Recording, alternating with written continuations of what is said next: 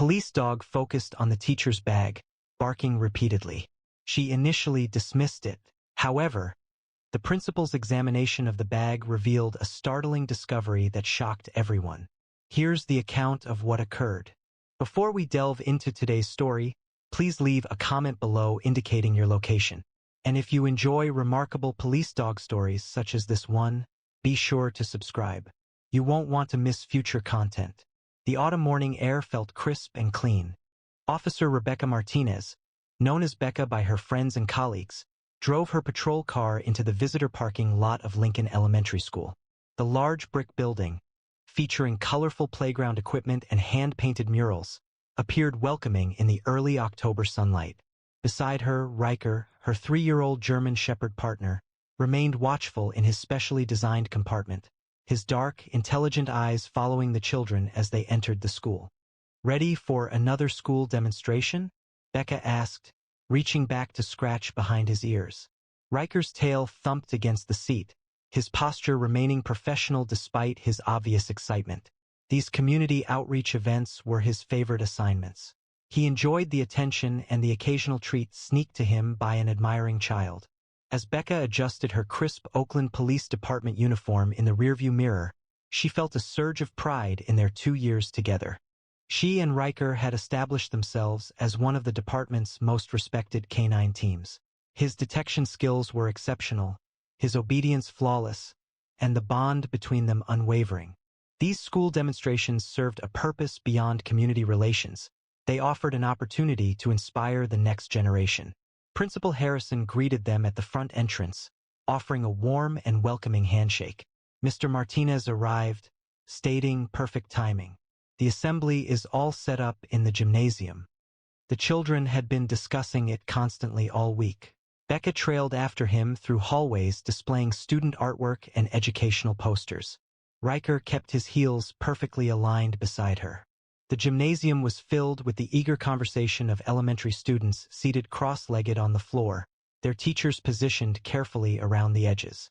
"Good morning, Lincoln Elementary," Principal Harrison's voice announced over the microphone. "Today we have some very special guests. Please join us in welcoming Officer Rebecca Martinez and her partner, Riker."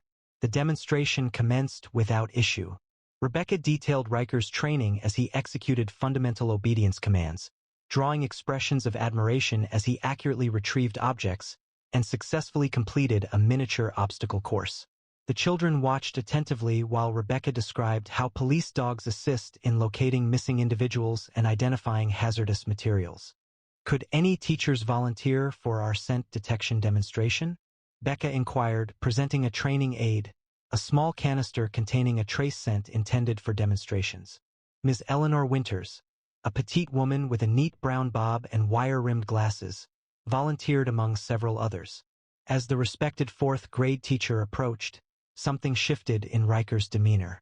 His ears perked up, and his body grew stiff next to Becca. Riker abruptly turned away from the training aid. His focus shifted to Ms. Winters' tote bag, located near the gymnasium wall. A low growl emanated from his throat, a sound Becca had never encountered during a school visit. "Riker, heel," Becca instructed softly. However, her partner remained focused, his growl evolving into persistent, urgent barking that reverberated through the suddenly silent gymnasium. The sudden change from a happy demonstration to Riker's forceful barking immediately created a noticeable tension throughout the gymnasium. Children who had been smiling just a few moments prior now appeared concerned, with some even moving backward on the gleaming floor. Ms. Winters paused in her step, her face losing color as Riker continued barking at her canvas tote bag. "Riker, stop," Becca stated more sternly, placing a hand on his tactical harness. The shepherd paused briefly but stayed watchful, his gaze fixed on the bag. 15 years in law enforcement, and 8 as a K-9 handler, had shown Becca how to understand her partners with remarkable precision. This wasn't enthusiasm or bewilderment, it was a practiced alert. Principal Harrison approached, his formal smile tight as he spoke to the students, who were beginning to whisper, "Perhaps we should take a brief 5-minute break? Teachers, please direct your classes back to your rooms briefly." The organized movement of 200 elementary students returning with their teachers allowed Becca a moment to consider the situation. Ms. Winters remained still, her fingers fidgeting with the silver pendant around her neck. "I am so sorry about this," the principal stated once the gym was clear, his voice quiet. "Ms. Winters is among our most valued educators, Teacher of the Year on 2 occasions. There must be some error." Becca nodded, keeping a professional demeanor as her thoughts quickly considered various explanations. Incorrect alerts sometimes occurred with all K-9 units, but Riker's performance history was almost flawless. Furthermore, she understood his alerts. This wasn't hesitation, this was certainty. "Eleanor, do you have any idea what might be causing this reaction?" Principal Harrison asked softly. Ms. Winters replied that she did not, but Becca observed her hand move as if to shield a bag. "Maybe some food would be nice? I brought banana bread for the teacher's lounge." "Food wouldn't trigger this kind of alert," Becca explained carefully. "Riker is trained for narcotics, certain medications, and explosives." The word explosives made Principal Harrison's eyes widen slightly. Ms. Winters let out a small, shaky laugh. "This is absurd. I've been teaching here for 12 years. Becca observed the subtle details most would miss. The slight tremor in Ms. Winters' right hand. She noticed the way her eyes avoided direct contact. Beads of perspiration appeared at her hairline, even though the gymnasium was cool. "Ms. Winters, with your permission, I'd like to check your bag," Becca said, keeping her voice calm and friendly. "It would resolve this quickly, and we can return to the demonstration." "I don't think that's necessary," Ms. Winters responded, taking a slight step backward. "This is embarrassing enough as it is." Principal Harrison appeared conflicted, his eyes moving between the esteemed teacher and the vigilant police dog. "Eleanor, perhaps it would be best to simply—" "Tom, this is absurd," Ms. Winters interjected, addressing the principal by his first name. "You know me." But Riker had started barking again, more urgently now, pulling a little against his harness. Something was clearly amiss, and Becca needed to discover the cause. Anxiety filled the vacant gymnasium as Becca recalled her initial day at the Oakland Police Department's K-9 Training Center. The memory remained clear. A brisk morning similar to today, with the sound of dogs barking throughout the training area, and her own apprehensive excitement as Sergeant Wilson guided her towards the kennels. Martinez was introduced to Riker, as he stopped before a kennel containing a young German shepherd with intelligent eyes and ears that appeared too large for his head. He had failed his first training program. The trainer said he was too independent, but she felt she saw potential in him. The question was, did she? She recalled kneeling before the kennel, meeting Riker's gaze as he studied her with an intensity that seemed almost human. Unlike other dogs who barked or jumped excitedly, Riker had simply watched, assessing. After she had finished speaking, "Hey there, partner," he moved toward the gate, his posture alert but calm. "Well, I'll be damned," Sergeant Wilson had muttered. First handler he hasn't growled at. Their training had been grueling. Riker's independence made him resistant to standard techniques, and Becca had endured several suggestions to request a different dog, but she'd perceived something in his stubbornness, a determination that mirrored her own. They had encouraged each other, tested each other, and ultimately established a pattern that evolved them from separate individuals into an outstanding team. Their significant moment occurred 6 months into training during a complicated search exercise. While other teams adhered to the standard procedure, Riker had abruptly changed direction, guiding Becca to a concealed training tool that had been inadvertently dropped during setup. The instructors had been astonished. The assistance wasn't included in the operation, yet Riker had identified its faint signal amidst numerous interferences. Subsequently, they had compiled a record that demonstrated their effectiveness. This included 17 successful drug seizures, 3 missing children located, and a reputation for precision that had established them as the department's preferred team for challenging investigations. Only recently, in the past month, they had exposed a complex smuggling ring at the port that had bypassed standard searches. However, there had also been resistance. Just last week, Lieutenant Garcia had questioned Becca's decision to search a home based solely on Riker's alert, suggesting she was too quick to trust the dog's instincts over human intelligence. The search had produced no results, a rare failure that still felt disappointing. Sometimes I wonder if we place too much faith in these animals, Garcia had commented afterward. They're tools, Martinez, not fortune tellers. The recollection reinforced Becca's determination as she confronted the present circumstances. Riker wasn't merely an asset, he was her colleague, and his current demeanor indicated a serious problem with Ms. Winter's bag. The recent increase in prescription drug abuse among teenagers heightened the worry. Several local high schools had documented occurrences within the past month, and stories were spreading regarding a structured distribution network. Was it possible this had extended to the elementary level?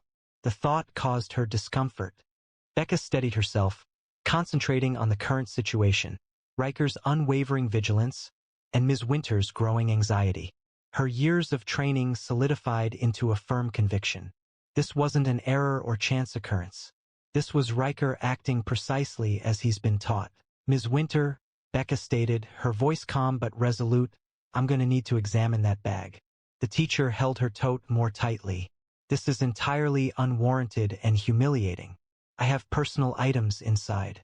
Medication, personal items. Principal Harrison cleared his throat. Eleanor, please, let's resolve this so we can proceed with the program. The tension in the gymnasium was noticeable, thick like the air before a storm. Riker stayed focused, his training preventing him from approaching without instruction. However, his posture conveyed unwavering confidence. If your concern involves prescription medication, Becca suggested, I understand. You may present those details to Principal Harrison directly. Ms. Winters looked towards the exit doors. I would prefer that my private health details are not discussed within the school. This feels like a breach of privacy. Eleanor, Principal Harrison stated, lowering his voice to a worried tone, you have previously been willing to provide your migraine medication to the nurse. What has changed? She lowered her shoulders a little. All right. However, I prefer this handled in private, without a police dog creating a spectacle. Becca agreed. We can utilize your office, Principal Harrison. Riker will need to be there. His response initiated this. But we can be discreet. The journey to the administrative offices was quiet and strained. Riker kept his heel position perfectly beside Becca, but his focus stayed on the tote bag held tightly against Ms. Winter's side. Numerous teachers looked from their classrooms as they walked past. Upon entering the principal's office, Harrison closed the blinds and indicated the visitor chairs. Let's resolve this swiftly and professionally, he stated. Principal Harrison, please examine the bag, Becca requested, adhering to procedure by having the school administrator perform the search while she attended to Riker. Ms. Winter's hand trembled as she placed her tote on the desk, her face now pale. This was absurd, she whispered, but the protest seemed uninspired. Principal Harrison paused, then cautiously opened the bag. His expression changed from skeptical to confused to shocked as he removed items and placed them on his desk. A small plastic container that seemed to hold prescription pills, but without any pharmacy labels, 3 flash drives, a stack of papers resembling test papers marked with confidential state assessment stamps across the top, and lastly, a notebook filled with student names and what appeared to be payment amounts. Eleanor, Harrison's voice was barely audible. What is this? Ms. Winters slumped into a chair, her face hidden in her hands. It's not what it looks like, she mumbled. Harrison, his usual calm facade faltering, pointed to what appeared to be test materials that had left the secure testing room. Becca identified medication Adderall, recognizing the pills from previous cases, a prescription stimulant often abused to enhance studying and test performance. Ms. Winters looked up, tears tracing a path down her face. You don't understand the pressure, the persistent demands for higher test scores, the funding connected to performance metrics, she said. Riker, remaining alert, moved closer to the desk drawer, his attention moving away from the bag. There's more, Becca stated softly, gesturing toward the drawer, and adding, may I? Principal Harrison nodded silently, and Becca opened the drawer. Within it was another container of pills, distinct from the first. The medications were clearly labeled as prescriptions, issued to different people, none of whom were Eleanor Winters. I was simply attempting to assist them, Ms. Winters cried, referring to the struggling students, those experiencing anxiety, and those whose parents lacked the financial means. Were you distributing illegally obtained prescription medication to elementary school students? Harrison inquired, his voice devoid of emotion. It's important, just a few eighth graders, and then their older siblings at the high school requested it. Her voice faded as the full impact of her actions seemed to register. Oh, God, what have I done? Becca entered the hallway to call for assistance via radio, leaving Principal Harrison to observe Ms. Winters. The usual, somewhat disorderly atmosphere of the school day persisted around them, students and teachers oblivious to the events unfolding in the principal's office. Upon her return, Ms. Winters appeared calmer, although her hands still shook as she held a tissue. Lieutenant Wilson and other officers were en route, Becca stated. Ms. Winters, I'd like to examine your classroom, Harrison said, his expression still showing the impact of a trusted colleague's actions.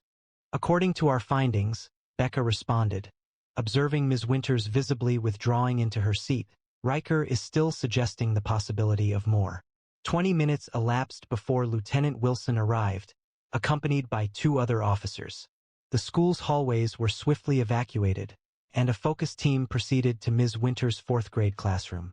The vibrant reading nook and inspirational posters created a striking contrast to the seriousness of the circumstances. Riker proceeded deliberately, moving around the room with a familiar expertise. Upon reaching the teacher's desk, he alerted once more, nudging at a lower drawer resembling a typical file cabinet. There is nothing further, Ms. Winters stated softly from the doorway, accompanied by an officer. Everything was contained within my bag. Becca inspected the drawer, observing an unusual characteristic regarding its size. This drawer is less deep than expected, she remarked. Her fingers discovered a concealed catch, which, when released, exposed a hidden compartment. The interior revealed further test materials, a small digital scale, multiple notebooks containing ledger entries, and a stack of cash carefully banded. Lieutenant Wilson softly whistled. This is a rather complex operation for a 4th grade teacher. Becca understood, leafing through one of the notebooks. The entries spanned 3 years and included various handwritings. There were also coded references to other schools in the district. The available information revealed a troubling scenario. A group involving educators and potentially administrators appeared to be altering test results throughout the district. At the same time, they were running a prescription drug operation.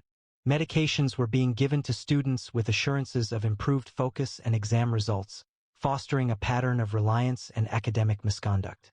Faced with further proof, Ms. Winters became overwhelmed. It began modestly, she wept, initially assisting a small number of students with early versions of study resources. Subsequently, Peterson at Northwood High suggested the use of Adderall, claiming his students showed a 40% improvement with pharmaceutical aid. The school district continually increased the performance benchmarks, warning that schools failing to meet the standards would be closed. Where are you obtaining the prescription medications? Lieutenant Wilson inquired. Crowley and the science department have access to the medical supply room, she replied. Andrews, working within the administration, made changes to the inventory records, she confided. Please recognize we were in a dire situation. The system requires unrealistic outcomes. And when schools underperform, teachers face job losses. Communities are negatively impacted. So you resorted to supplying drugs to children? Becca questioned, disbelief evident in her voice. Ms. Winters remained silent, her response only tears. As officers continued to document the evidence, Becca watched Ms. Winters through the conference room window.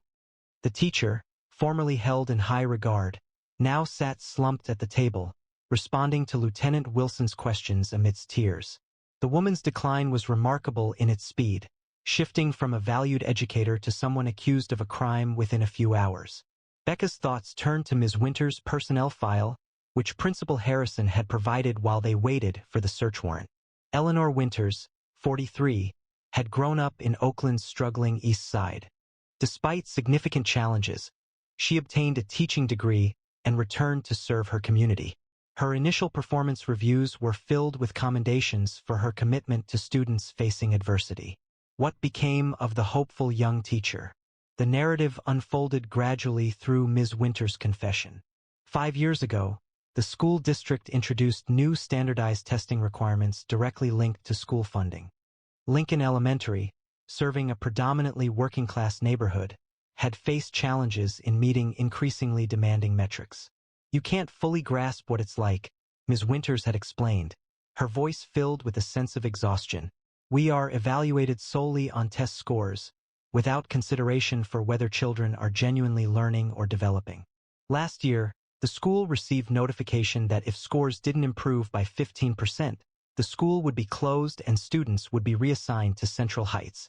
Central Heights Elementary, situated across the highway in a more affluent area, required an hour-long bus ride for many Lincoln students.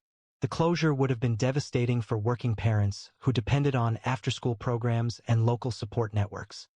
"Initially, we implemented after-school sessions," she explained, supplemented with extra worksheets and practice tests. "However, our students were already facing significant challenges, many coming from homes where parents held multiple jobs, where English wasn't the primary language, and where basic needs weren't consistently met. The situation intensified as initial scores indicated only slight progress." It was then that Alan Peterson, a high school teacher encountering comparable difficulties, contacted her with a proposition: advance copies of test materials in exchange for guaranteed results. The scheme had developed over time. What started as sharing test preparation materials progressed to providing actual test questions. When that approach wasn't enough, Peterson proposed using pharmaceutical aids, such as Adderall and similar stimulants, to assist students in concentrating during exams.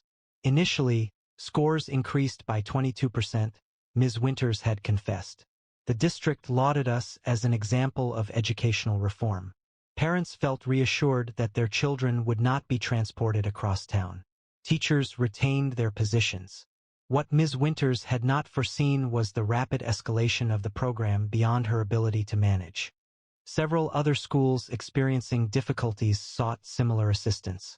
Students started asking for medication to be used outside of testing situations. This created a complex underground market disguised as a commitment to high academic standards. "I simply wanted to aid my students," she murmured. "I didn't intend for this to happen." Becca reflected, observing the distressed teacher. The road to misfortune is often paved with good intentions. By evening, Lincoln Elementary was engulfed in intense media coverage. News vans filled the street as reporters shared rapid updates concerning the teacher who had become a drug dealer. Parents assembled outside Northwood High School in worried groups, looking at their phones and quietly discussing the situation. The emergency school board meeting, quickly arranged in the district auditorium, was full of worried families. Superintendent Wallace stood at the podium, his usual confident appearance replaced by a serious expression. "We understand your concerns and share your shock," he began, addressing the restless crowd.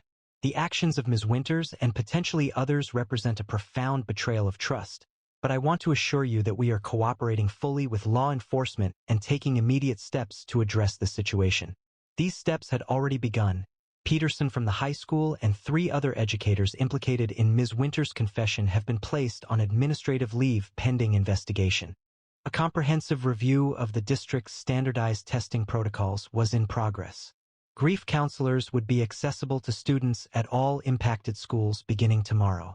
The recent disclosures were particularly distressing for the families of Lincoln Elementary. Many had placed considerable faith in Ms. Winters over the years, recognizing her as a committed educator advocating for a school facing challenges. "My daughter adored Ms. Winters," Maria Gonzalez shared with a local reporter, her voice filled with emotion. "She received additional assistance after school 3 days a week. I now question the nature of those sessions." The school nurse had started collaborating with medical professionals to detect students potentially receiving unauthorized medication, although the complete scope was not yet known. Early information indicated that Ms. Winters had mainly focused on older students in the middle and high school levels, but several 5th graders were also involved in the situation as preliminary cases. Community leaders reacted swiftly.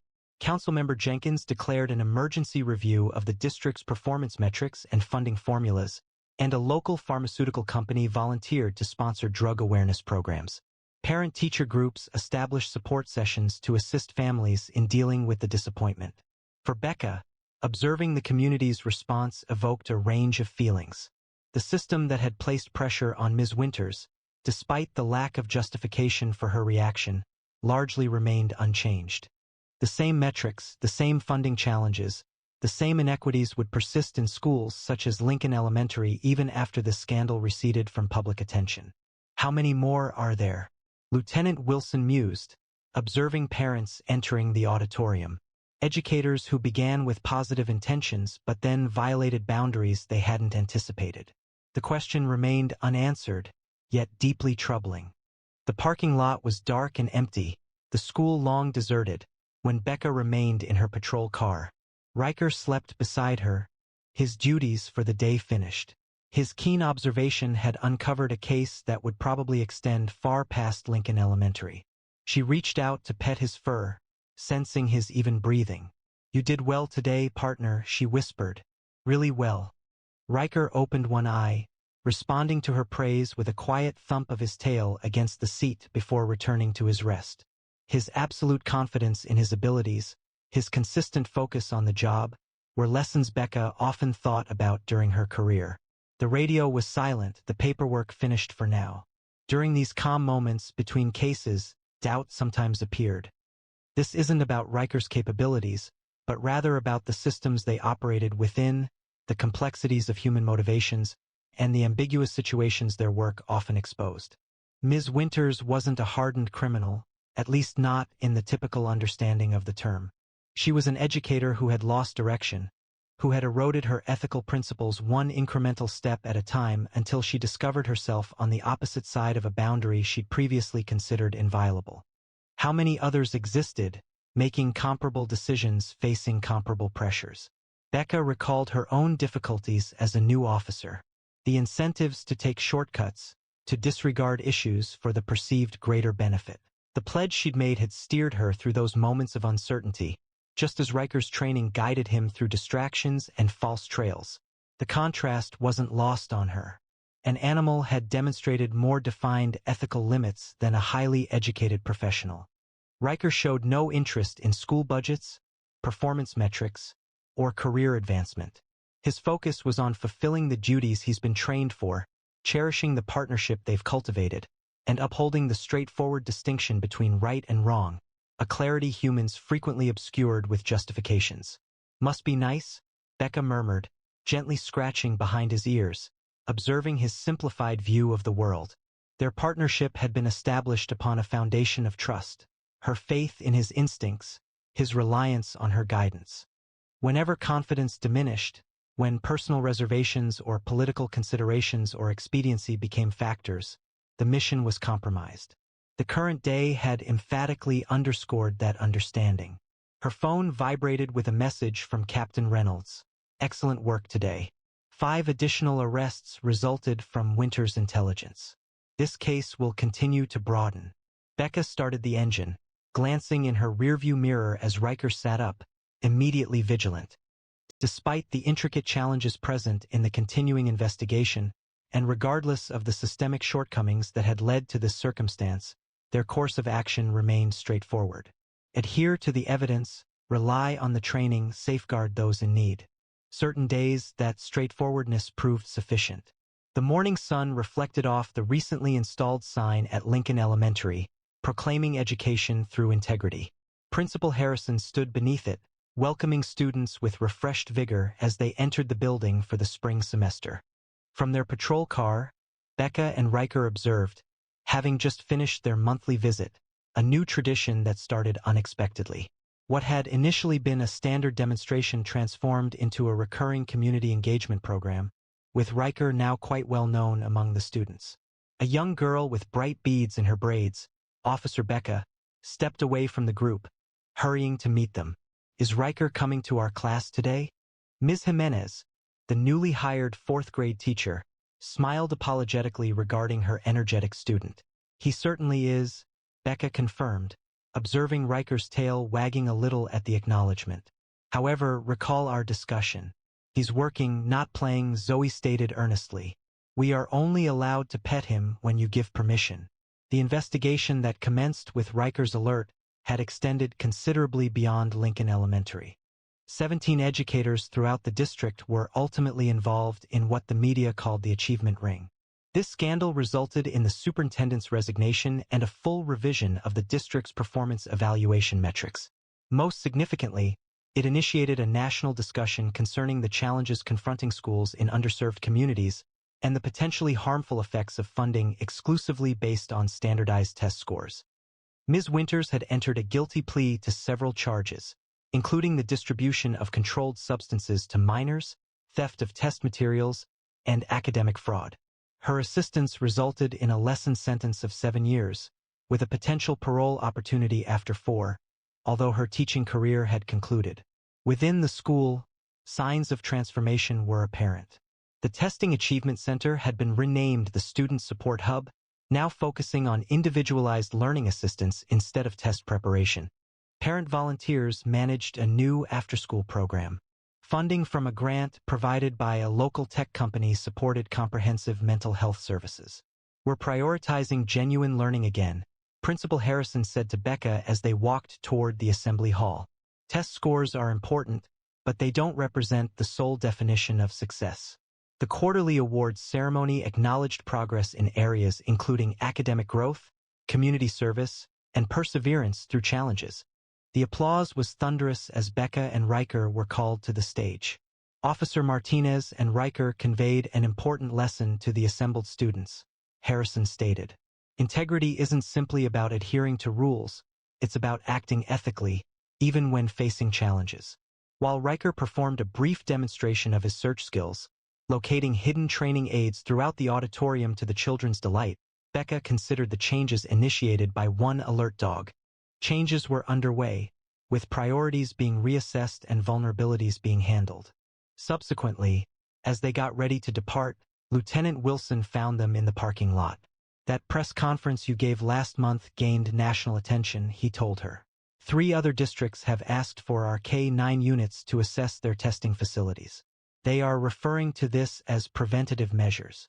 Becca acknowledged, observing Riker already concentrating on their next location. Prevention is always preferable to prosecution. As they drove away from Lincoln Elementary, Riker's head was held high in the passenger compartment. Becca felt a sense of completion. They hadn't just solved a crime, they'd helped set a community on a better path. Ultimately, that was what their partnership was truly about. Have you ever witnessed a working dog make an unexpected discovery, like Riker did? Their instincts often surpass our own understanding. Do you believe our education system places too much stress on teachers and students through standardized testing? Share your thoughts in the comments below.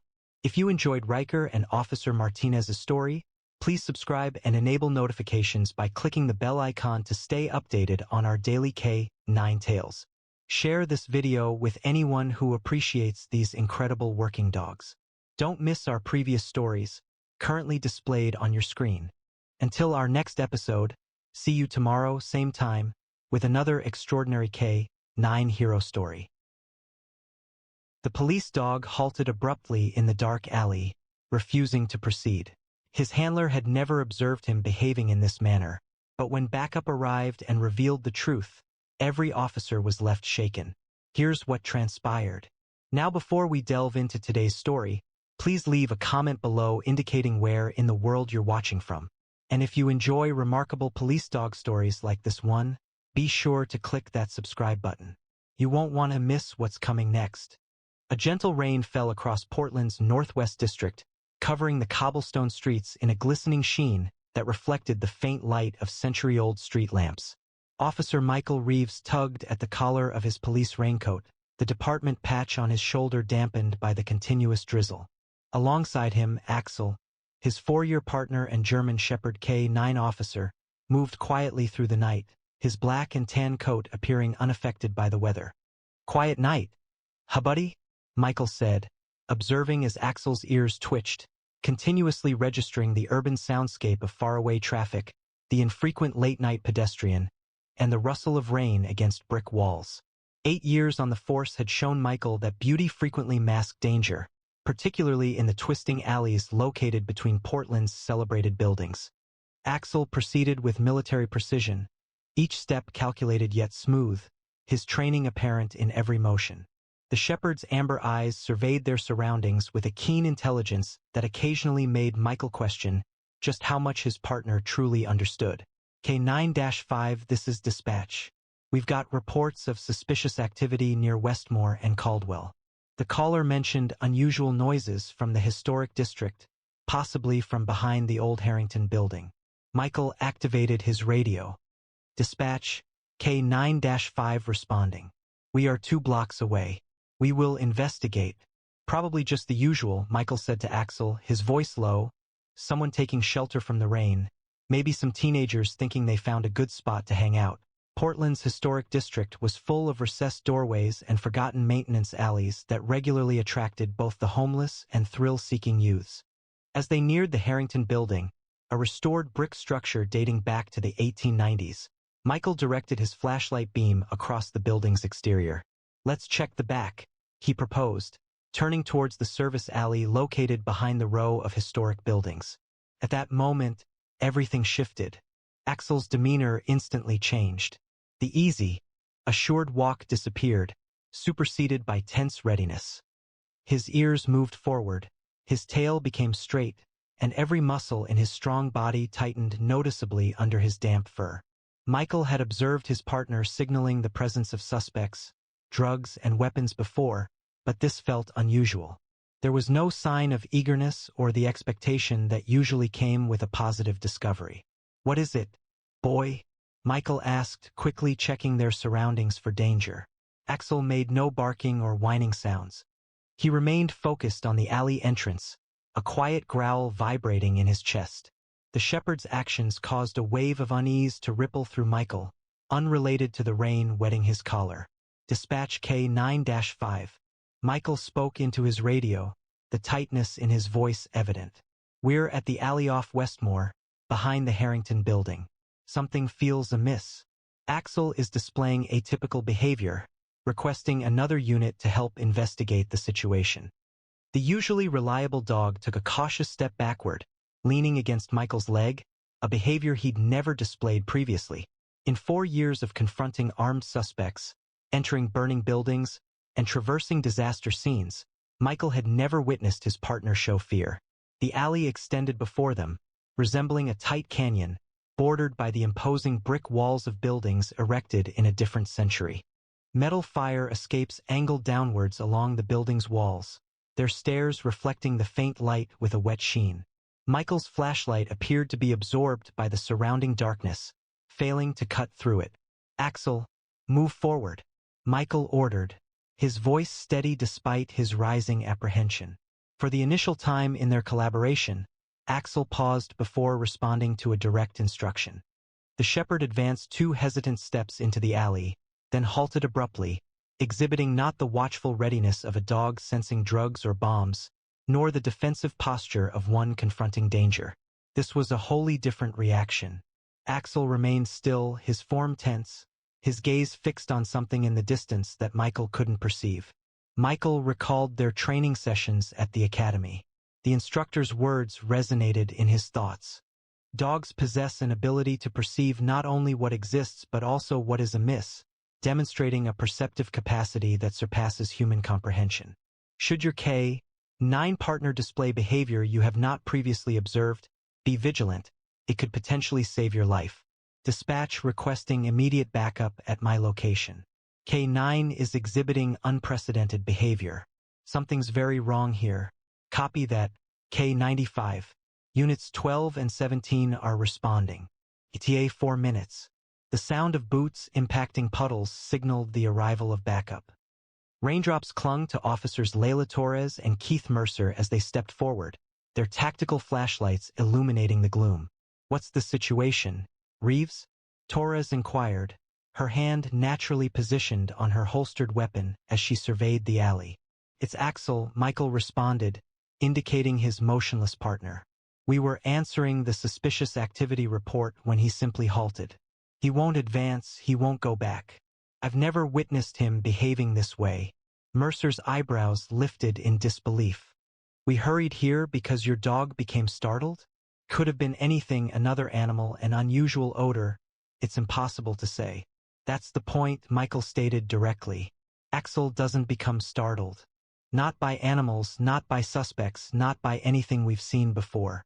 This is unlike anything we've experienced. The officers systematically searched the accessible area of the alley, checking behind dumpsters and inspecting doorways. Nothing apparent, Torres said after a few minutes. There were no indications of forced entry, no people present, and no apparent dangers. Almost immediately after, Axel emitted a quiet whine, a sound so unusual that the three officers became alert. The shepherd subtly changed his position, still hesitant to move forward, but now actively opposing Michael's mild attempts to guide him back to the road. We ought to report this as a false alarm, Mercer proposed, but he seemed unsure. Perhaps we should have Axel examined. Michael remained steadfast. We need to investigate further. Axel is never incorrect, merely sometimes anticipating what we comprehend. Could we have thermal imaging deployed here?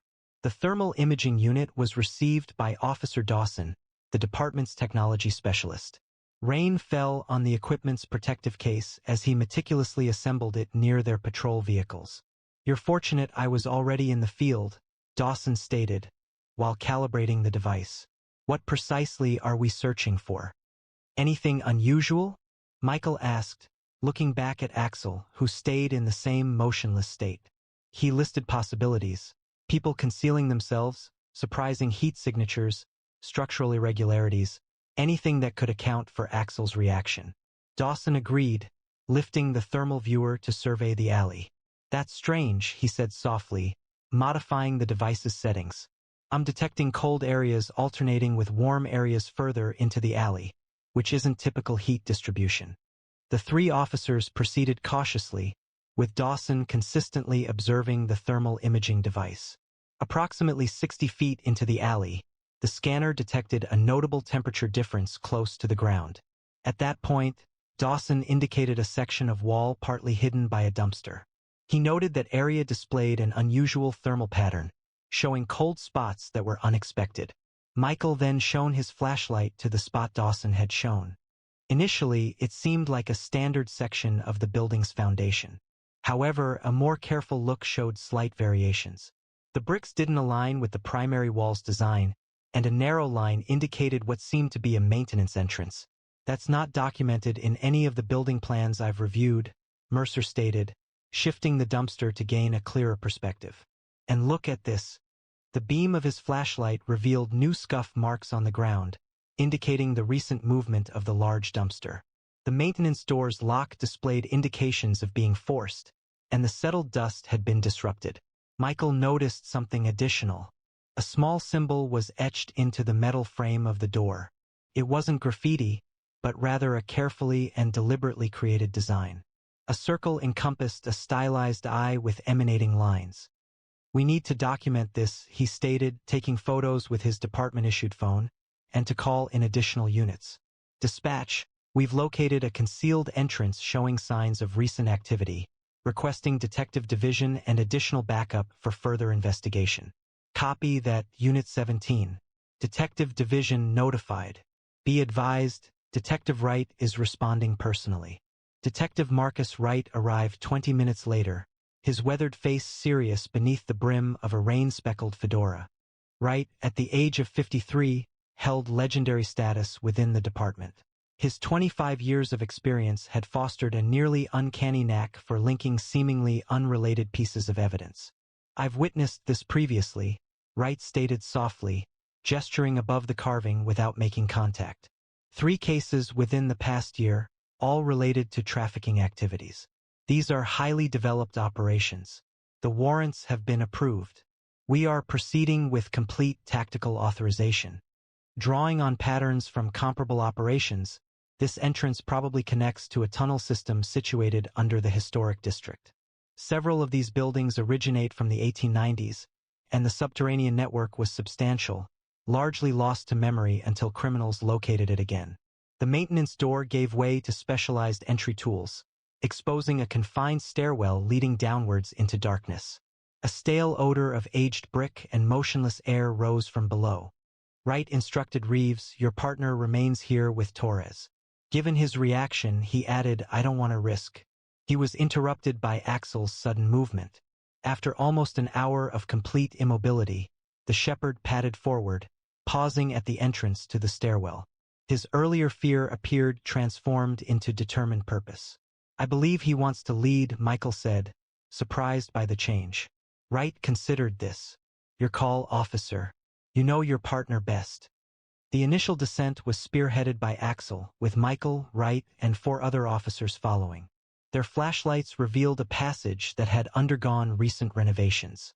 The original brick walls were reinforced with contemporary metal supports, and electrical conduit was installed along the ceiling, while the floor had been cleared of any obstructions. "Someone has invested resources here," Wright noted. "These aren't just casual trespassers." The passage stretched approximately 100 yards before widening into a more spacious area displaying evidence of recent use. Sleeping bags were carefully arranged against one wall. A portable generator remained still in the corner. Particularly unsettling were the restraints secured to another wall, several sets designed to accommodate various wrist sizes. Axel proceeded deliberately around the chamber, his nose working continuously, then centered his attention on a metal footlocker located beneath a temporary table. Michael carefully opened the container, revealing dozens of passports, ID cards, and personal effects. He reported, leafing through the documents, that they bore different names and nationalities, but the individuals appeared to be of similar ages, mostly late teens and early 20s. Wright examined a detailed map pinned to the wall. "Look at this," he said. It displayed the entire tunnel network with connections to at least 6 buildings above. They were utilizing the old bootlegger routes from Prohibition, supplemented by some newer additions. Axel stiffened again, turning toward one of the 3 tunnel entrances extending from the main chamber. This was a posture of readiness, unlike his previous stillness, that Michael recognized. The dog had identified something particular. "He's detected something," Michael told the others, drawing his weapon. "Fresh scent, I'm guessing." "Which tunnel?" Wright asked, moving to stand beside him. "The eastern one," Michael replied, referencing his position. Wright checked the map. "That leads toward the river. Approximately 200 yards ahead lies a significant intersection, branching into several paths." The detective swiftly decided, "We have sufficient resources for a complete operational deployment. I'm requesting tactical teams to secure the alternative access points." He pointed out several locations on the map. "Are we proceeding?" Michael inquired, observing Axel's growing anticipation. Wright nodded gravely. "Your partner reports the presence of something or someone newly arrived in that tunnel. Whether they were victims or suspects, action was necessary, and they weren't delaying." Axel guided them further into the tunnel system. His previous uncertainty vanished. The tunnel then led to a more expansive, roughly circular chamber, with 5 passages extending outwards, resembling spokes on a wheel. "We are directly under the Westmoreland building," Wright stated, checking a compact GPS device. The former bank, dating back to the 1920s and now converted into luxury apartments, provided a perfect cover. Residents were constantly coming and going at all hours, and no one questioned deliveries or service visits. Axel circled the chamber, his nose working overtime, before settling precisely between 2 of the outgoing tunnels. This alert posture indicated he had found what he was searching for, but could not pinpoint a specific location. Both passages Michael interpreted with the sense originating from both directions. Wright divided their small team. "Mercer, you and Jefferson proceed along the right passage with Reeves and Axel. Henderson and I will take the left, maintain radio contact every 2 minutes, and initiate an immediate call if you discover anything." The passage gradually widened again, indicating signs of more extensive renovation. After approximately 100 yards, they arrived at another chamber, this one clearly designed for human occupation. This room differed from the initial one they found. It had been transformed into a regulated environment. Sections separated by lockable doors ran along one wall. A complex computer system was situated on another. Filing cabinets, a medical examination table, and recording devices finished the unsettling display. "Jesus," Mercer said, observing the scene. "What the heck is this place?" Michael remained silent, observing as Axel carefully examined the room, indicating particular cabinets and locations. Following his partner's direction, Michael located several passports and identification papers, each bearing different names but featuring identical photographs. Even more unsettling were the medical records, containing detailed examinations, blood analysis, and psychological evaluations. "They're manipulating people here," Michael stated at last, the weight of realization dawning on him. "Assessing them, establishing new identities, and readying them for the future." Jefferson had opened one of the file cabinets. "Sir, you need to see this." The drawer held numerous folders, each marked with a name, date, and destination code. Affixed to each file was a photograph of a young person, most appearing frightened, disoriented, or unnaturally sedated.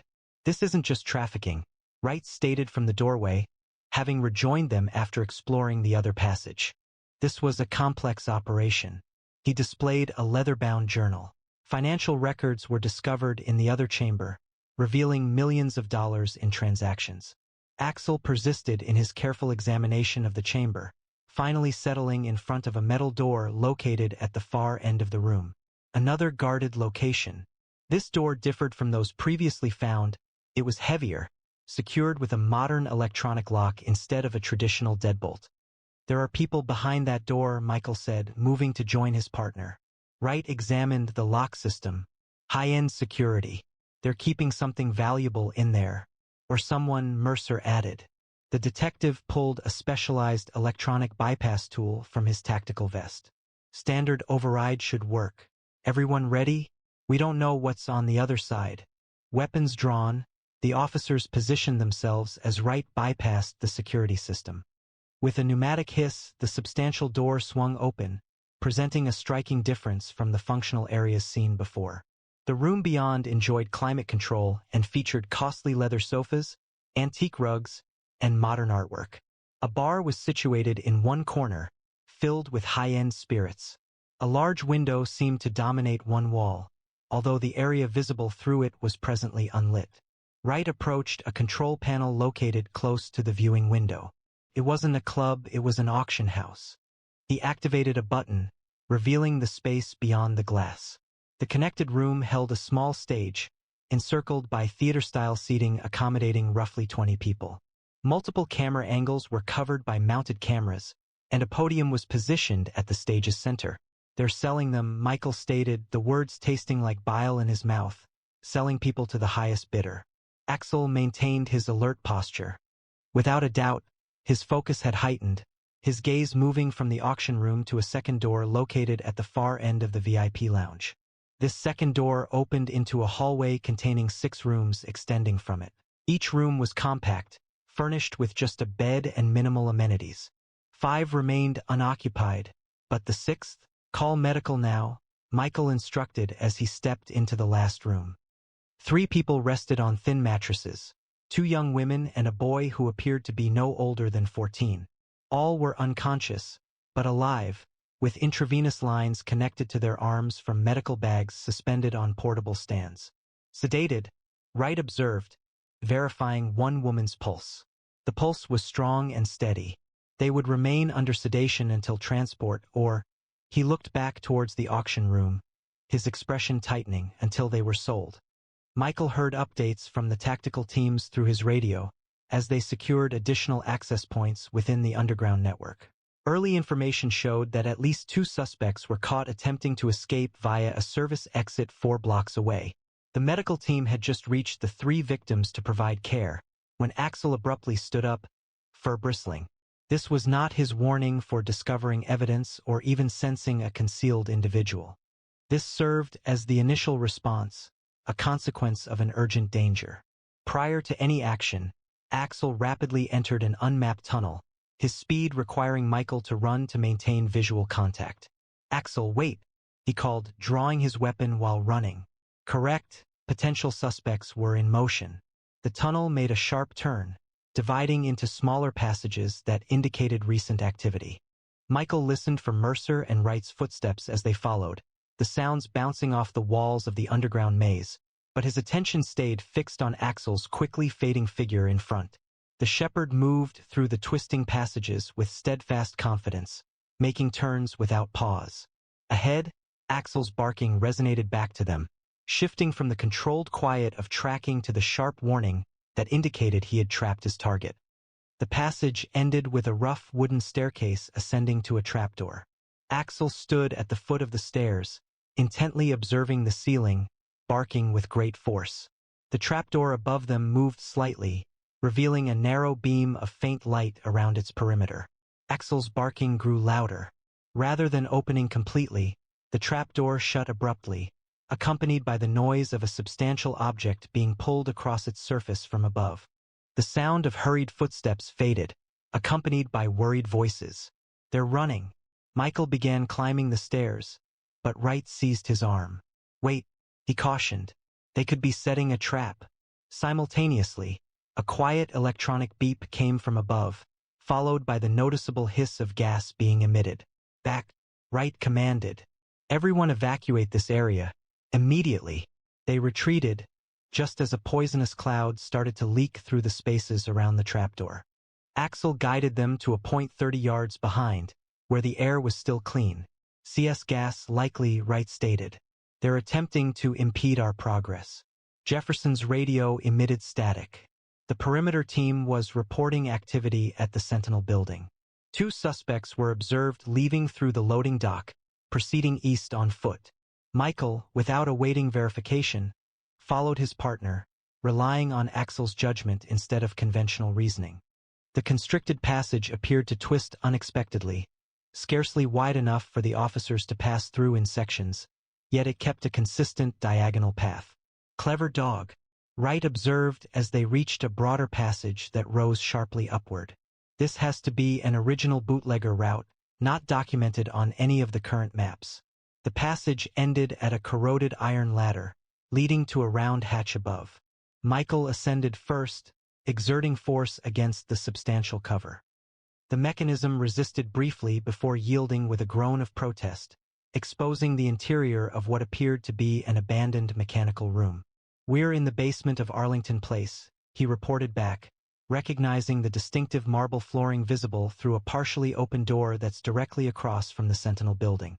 They moved swiftly through the deserted building. Following Axel's silent guidance, the dog moved quickly from one puddle to the next. Michael observed water splashes mirroring the rhythm of running footsteps that had rippled the standing water. They arrived on Eastman Street just in time to witness 2 individuals sprint across the road, 2 blocks distant, and vanish into the entrance of a parking garage. "That's them," Michael exclaimed, starting to run with Axel leading the way. "Dispatch. Suspects are entering the Westover parking structure from the Eastman Street side." On the 3rd level, Axel abruptly decreased his speed, assuming a stalking stance. Just around the bend of the ramp, obscured somewhat by a support column, 2 men were working intensely at a laptop computer linked to a small portable device. Documents and hard drives were strewn about, and one was carefully inserting papers into a handheld shredder. "Police, don't move," Wright announced, appearing with his weapon raised. The younger of the 2 men quickly raised his hands, his face paling, while the older one moved to retrieve something from under his jacket. Axel responded immediately, swiftly moving across the space with intense focus. Before the man could finish his action, the shepherd secured the suspect's wrist with a firm bite, applying the necessary pressure to restrain him without causing significant harm. "Weapon," Michael alerted, observing the weapon that had fallen from the suspect's hand. Within seconds, both men were restrained face down on the concrete with their hands zip-tied behind them. The younger one had already begun speaking, his words pouring out in a frantic attempt to distance himself from his companion. "I just handle the tech," he insisted. "I set up the auction software, maintain the network. I never touched any of the merchandise. I mean, the people. It was all Kirsch's operation." The processing center located under Portland's historic district transformed into the city's most extensive crime scene in recent history. Over 3 days, teams of forensic specialists meticulously cataloged evidence, documented the facility's layout, and collected DNA samples, which ultimately aided in identifying numerous victims who had previously passed through the operation. The level of sophistication was particularly unsettling, Wright noted during a short respite. The majority of trafficking operations we disrupt are spontaneous and lack organization. This operation, however, functions similarly to a Fortune 500 company, exhibiting a corporate structure, quality control measures, and customer service protocols. The victims were regarded as commodities, possessing defined specifications and warranties. The 5 rescued victims were transferred to a specialized trauma center, where medical professionals experienced in trafficking cases are working to stabilize them physically while initiating the significantly longer process of psychological recovery. Wright told Michael that the youngest one was speaking. Just briefly, but it provided a timeline. She had been abducted 6 days ago in Seattle, survived the initial processing, but hadn't yet appeared in their auction catalog. The evidence, obtained from the suspect's laptop, proved to be even more valuable than expected. The documents held more than just customer details and financial data. They included communication records connecting the Portland operation to related sites in Vancouver, San Francisco, and extending eastward to Chicago. International task forces are already targeting 3 locations based on our intelligence, Wright stated. The plan involves coordinated raids and simultaneous action to avoid alerting any warning systems. Regarding the symbol discovered, the eye with the radiating lines, Wright confirmed that it represents their branding. This pattern has emerged in previous instances, though we didn't grasp its meaning at the time. We now recognize it as a marker for their high-end product range, a designation they use, not one I would apply. His reaction clearly showed his displeasure. Each line signifies a distinct service they provide. The largest operations possess the highest number of lines. The one discovered had 7, the greatest number we've ever recorded. 1 week later, Michael and Axel resumed their standard patrol duties. The officer's path intentionally steered clear of the historic district, where the investigation persisted behind police barriers and under the observation of federal agents. Chief Bennett had recognized their requirement to resume a regular routine following the heightened stress of the previous week. The morning presented crisp, clear conditions. Autumn sunlight illuminated Portland's trees with a golden hue as they patrolled their beat through Cathedral Park. Axel proceeded with his characteristic disciplined precision, yet Michael observed a slight alteration in his partner, possibly a greater alertness or a stronger trust in his own intuition. They halted close to the St. John's Bridge, its Gothic arches rising above the Willamette River. Michael released Axel's leash, granting him a short respite in the grass while remaining vigilant about their environment. "You change things, you know," he said softly to the shepherd. "It wasn't just concerning those 5 we located, but for hundreds more. They would never meet." Axel looked up at him with those intelligent amber eyes that sometimes seem to understand far more than any animal should. The case had already resulted in coordinated raids in 3 cities, the rescue of 17 additional victims, and the identification of over 40 individuals involved in the trafficking network.